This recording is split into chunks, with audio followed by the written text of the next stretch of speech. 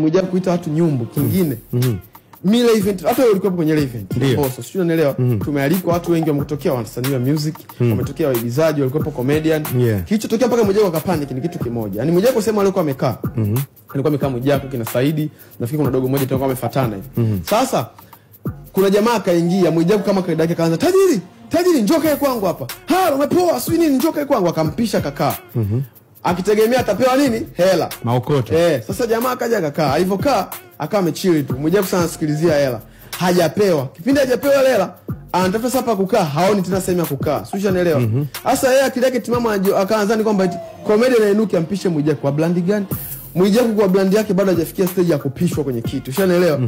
Akisimama hata Mwijaku na Dogo Sergeant, mimi nampisha Dogo Sergeant kwa sababu yule mimi najua ni msanii wa music. Mwijaku ni nani? Unaelewa? Tamuishi, at least naweza kumtafutia city. Dogo Sergeant ni msanii, atafutiwe city akae jamani. Mwijaku nimpishe kama nani? Kwa hiyo Mwijaku alicho panic ni kwamba aitake comedy na inuke akae yeye. Yaani kwa nini? Kwa hiyo alivoona kama anasema kaka panic, akiangalia comedian nini unajua ametokeza kumsupport Mbosso. Kwa akainuka akaona pa kukimbilia sina followers wengi. Akaenda mtandaoni kwenye Instagram. Comedian kama manyumbu, kumbuka mle kuna madansa hajawaona. Baadaye mimi nikajua imeishia hapo. Unajua kama kawaida huwa wanaongea tunakaa kimya. Akaja akapiga nyingine kama tuko kimya. Akapiga nyingine ndio tukaanza kumjibu. Baada ya kumjibu kesho yake nakumbuka walikuwa wako airport wakaenda wapi kule? Simiu. Wakaenda Simiu.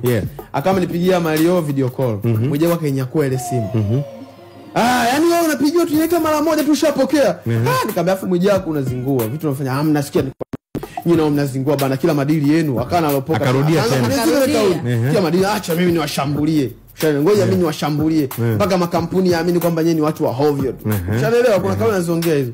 Nikamwambia sasa una fail eti bana nyinyi mkinishambulia lakini mimi naongea. Wewe unakuja kuona kabisa issue iliyopo hapa kwa wasiojua ambao hawazi wanaanza kesi kama comedy ni nini? No.